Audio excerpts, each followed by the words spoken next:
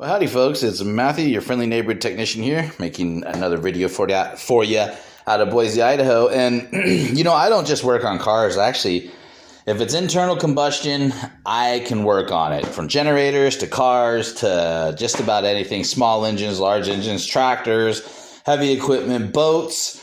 I pretty much work on it all. And so I realized I should start posting some more like my small engine stuff, some of my marine and boat stuff that I do, jet ski stuff. I've got this little Tecumseh small engine, this little rototiller. I'm refurbishing the carburetor and all that on. I've got this jet ski over here that, this thing sounds like it's about to blow itself up. So I'm actually going to be pulling the engine on that and going through that and rebuilding that. So I thought you guys might enjoy if I just post some different stuff other than automotive stuff. So what are we working on? We are working on the brand is Yard Machines.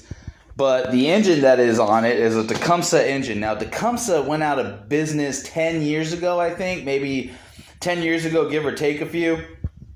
And the only reason why they went out of business is because, they built a great engine, but they're not good business people. Trust me, I struggle with the same thing. And so it's not uncommon, even though they went out of business 10 years ago, to see a Tecumseh engine still running strong.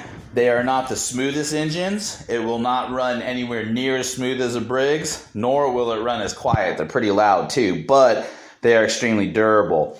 Now, when some of this information goes for pretty much all small engines, lawnmowers, weed eaters, rototillers, you name it, whenever you have issues with it, there's not a whole lot that you need to look into. If you're having a no-start issue, first thing you want to do is check and make sure that you're getting spark. And you can do that by using a simple test light and seeing if when you pull your pull string or try to start your small engine, see if you're getting any spark. If you're not getting any spark, then there's some parts and pieces that you're going to be changing associated with that. If you do get spark, then 9 times out of 10, your issue is going to be with your fuel delivery system. Small engines, you're out here working with them in the dirt and the grime and cutting grass and all that other stuff. So the carburetors tend to get clogged up consistently. And a lot of times what will happen is it'll work great for one season. Then you'll go and you'll put it up. And all that junk inside of that carburetor will dry out and set up and clog it all up. And so the next season you go to pull it out and all of a sudden it doesn't start. Most of the times you can get away with a simple carburetor cleaner, just refurbishing it and all that other good stuff. However, a word of advice, I never, ever pull jets on a carburetor or replace jets on a carburetor. I know how to do it, and you can definitely do it, but nowadays things are cheap enough that if you get into a situation where you feel like you have to start pulling the jets and stuff off or out of a carburetor, it's honestly just a lot easier to go ahead and buy a new carburetor. But most of the times you can get away with cleaning them. Now, my method for cleaning a carburetor, okay, this is called your cup. All right, this is what fills up with gas, and this is where the gas goes, okay? So what you want to do is you want to remove the cup and all that other good stuff, and then just leave it whole as it is and drop it inside of some Chem Dip carburetor cleaner. I actually used to use 91% alcohol, and if you can get a hold of 91% alcohol, that's what you should use. But in the event of all this goofy pandemic stuff that's going on, I can't get a hold of 91% alcohol like I used to be able to. So now I'm using Chem Dip carburetor parts cleaner, and I literally just drop the carburetor in there, and I let it soak for as long as 2 or 3 days is what I'll do. And that'll break up any grime, dirt, any gasket material you might have left over, any of that. It'll break all that up. And then I'll go back, after I pull it out of the dip, I'll go back with some carbon choke cleaner. I'll take my straw there, and I'll stick it in all the little tiny holes, and I'll blast everything out. And then I'll use compressed air to go ahead and finish cleaning it out and let it set out and dry. And then for this carburetor, I've got 2 new gaskets, an intake gasket and whatnot. And I've also got a new primer bulb, primer button, whatever you want to call that. I call them primer bulbs or buttons. So yeah, I've got a new primer bulb. So now I'm getting ready to reinstall all of this on our rototiller here and go from there. Since I didn't show you the breakdown of this, if you're working on your own small engine, most of the time it's pretty straightforward. Most carburetors on small engines are not just directly exposed, so you do have to remove some coverings and some other parts and pieces and whatnot to get down to it. And so I'll go ahead and show you while I'm putting this one back together what you got to do. Alrighty folks, so I'm going to go ahead and get to work and get set up so you guys can watch this. Alright, so like I said, not much to this. Okay, get your pieces here. Alright, so again, this is your cup.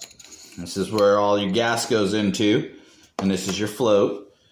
And so this floats up and down and moves up and down.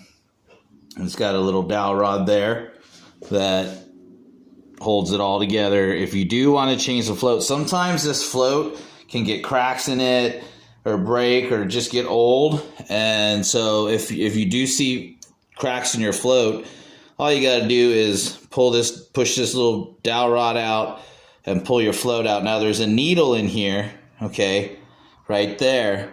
If you can see that back in there, maybe not. Yeah, see that little needle, how that goes up and down like that? So just be careful that you don't lose that needle or else it's not going to work right. But that's about the only thing I would even recommend taking off and replacing is the float. It's pretty easy, pretty straightforward. So now we're going to put our cup back on.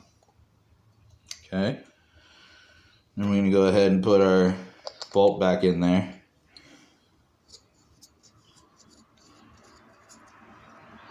Like so.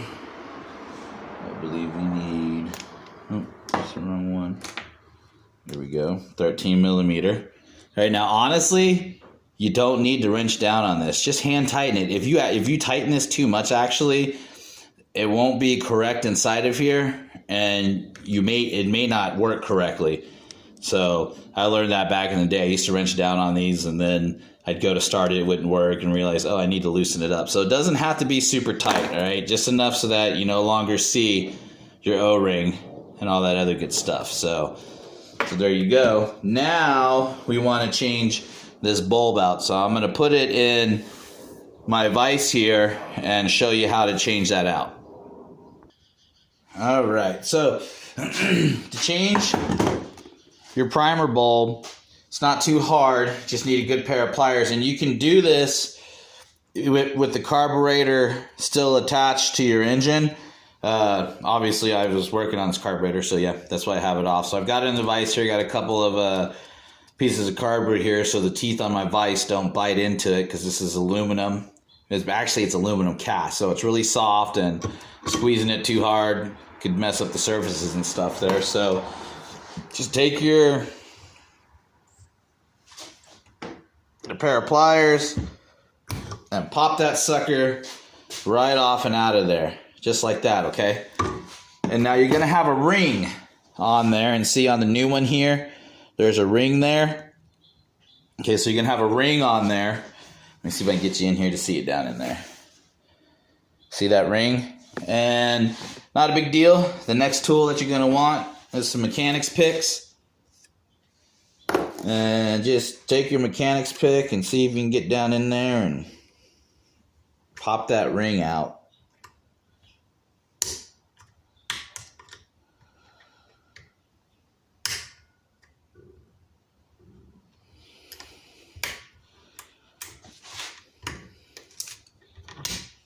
Woo, that one flew. It flew across the room there.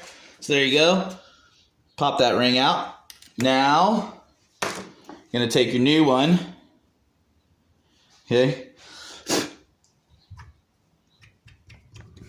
Might not hurt to, got a couple little holes and jets down in there. So it might not hurt you to just go ahead and spray some carburetor cleaner down in there. And then, using some compressed air,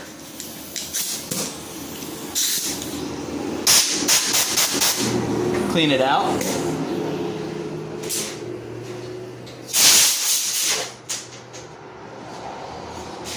Now you're going to take your new bulb there, and to get that down in there, Go ahead and just use a socket and a little hammer. For this one, I'm using an 18mm socket.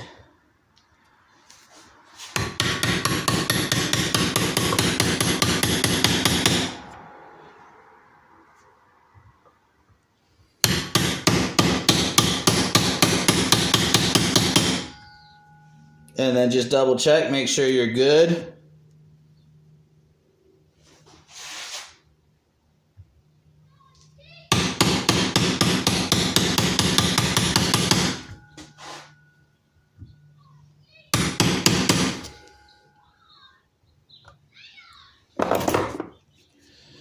If you've got one that doesn't look good, just improvise there.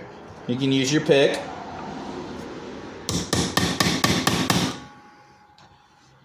And then just make sure each and every one of those little teeth are set in there.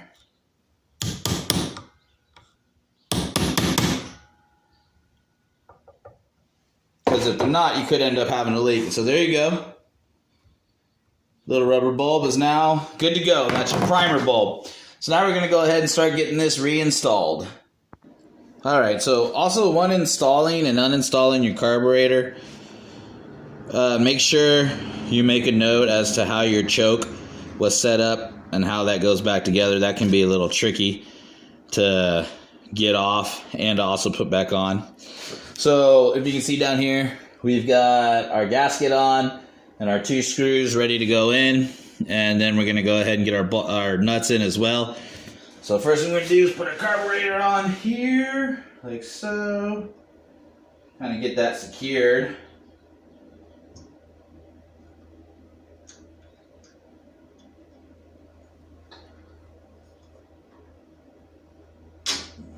Get those through there.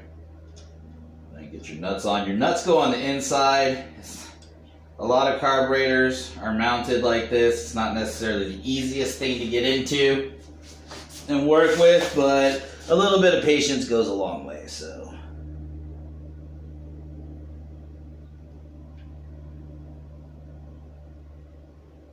and I do have a little bit of a correction because of the way this is set up. You can't replace this bulb, this primer button, without removing the carburetor on this setup, so you may just run into that. Alright, these are going to be 10 millimeters.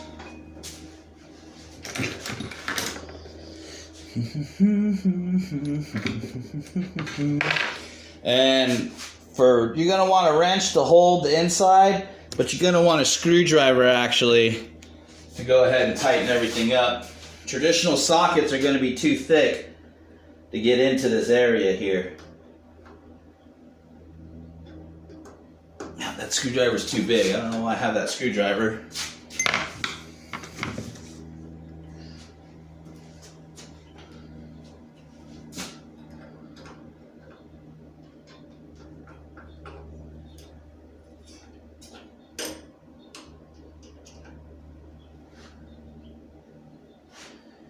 And I've got the wrong I got the wrong nut bolt over here. This is actually the right one. So I'm going to have to pull that one out and put this one back in real quick. I'll be right back. I'm not going to make you guys suffer through that. Okay, sorry to leave you hanging there. I realized I started installing this and didn't hit the play button. So, yep, now that I got the right bolt there, we're getting our carburetor installed. And again, there's torque specs on this stuff, but they're so minuscule. If you've got some good mechanical aptitude, just basically hand tighten this stuff. Hand tighten it and then tighten it like a quarter turn. Make sure that your choke is working. Good there. Everything is good. Get your gas lines reconnected in the original spot that they were. And there you go. Now we just got to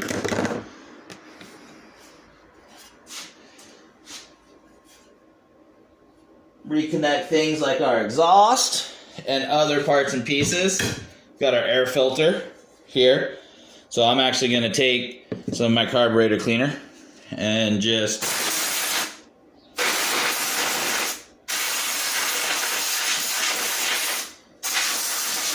give that a good cleaning and a good wiping down.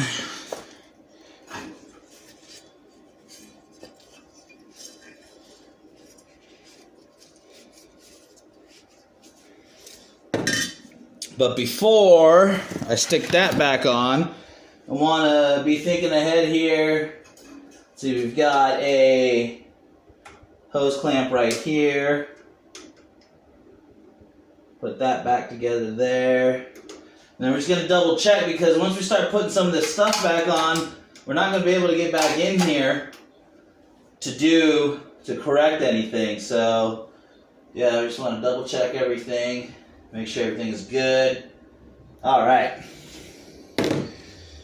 And then we've got, and I mean, basically, this is an intake, is what this is. All right, it goes on one way. You can match it up. There's a screw here that goes in here, so that's how you can know. So, you know, check where your screws go and stuff. That way you don't do this and they go, oh my gosh, I put it in upside down.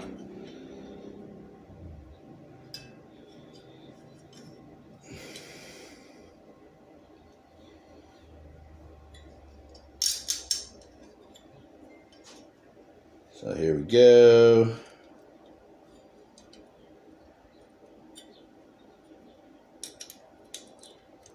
See, then I actually need a Torx bit to install this, which I have right here. All right. So now I'm just gonna get that lined up.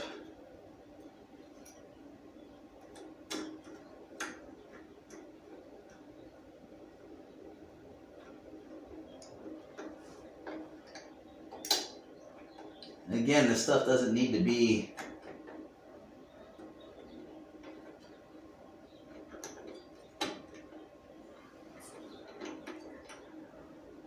kind of leave both of them loose, and you want to tighten them together.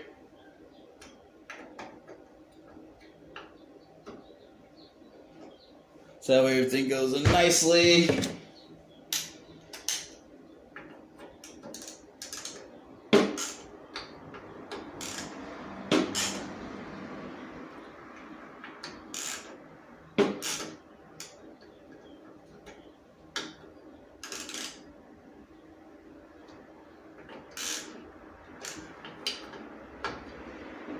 Make sure you got a good seal on your intake.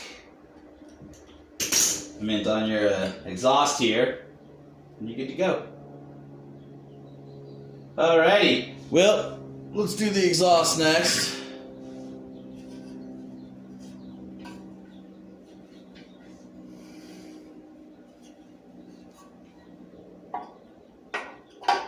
The exhaust is going to go right in there.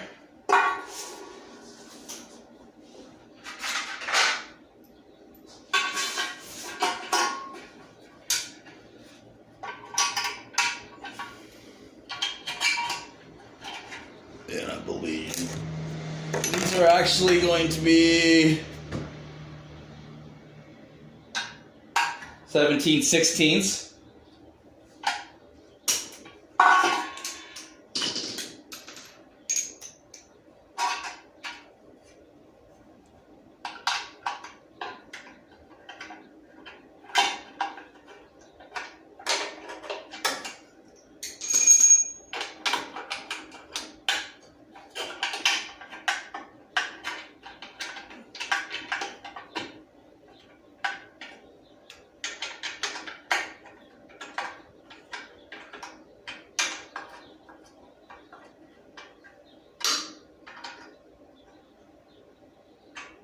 Okay, I'm going to go get a smaller ratchet. All right.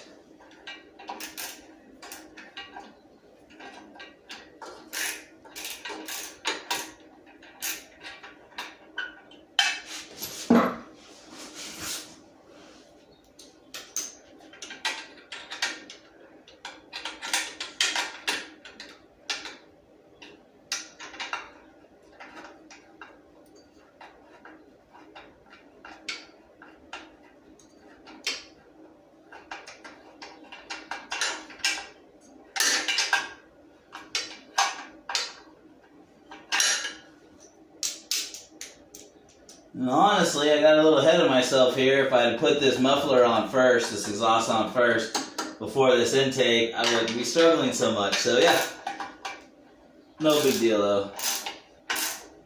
There we go.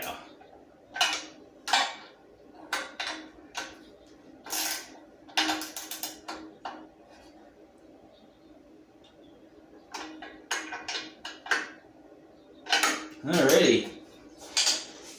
Now, we're going to have our air filter and our air filter housing, all that good stuff. That's going to go on like so, with our air filter in there. And then we're going to put this piece on, and then after that it's just a couple coverings and all that other stuff. So don't be intimidated by your small engine. Anybody can do this. It's very straightforward. Remember, if you're having an issue with starting your small engine, first check your spark. Make sure you're getting spark, because you might just need to replace your coil in here. And if you're getting spark, then from there, all you need to do is check your carburetor and your fuel delivery system. 9 times out of 10, you can get away with just cleaning the carburetor, but if you think you're going to have to get into messing with the jets and all that other stuff, just go ahead and buy another one. So there you go, folks. There's some small engine information, tips and tricks. If you have any questions about your small engine stuff, just like with the automotive stuff, shoot them to me in the comments. Let's trade emails. I've also been known to trade phone numbers and call people and help you out, walk you through a procedure or something. So no big deal there. That's why I have this channel, is to hopefully create a good community of people that can come together and just share information and knowledge and wisdom and help each other out. So also, don't forget, I got some t-shirts for sale. I would really appreciate it if I could get some suggestions for merchandise from you guys and hopefully get that going and all that other good stuff. Other than that, don't forget to subscribe. This is Matthew, your friendly neighborhood technician, signing off.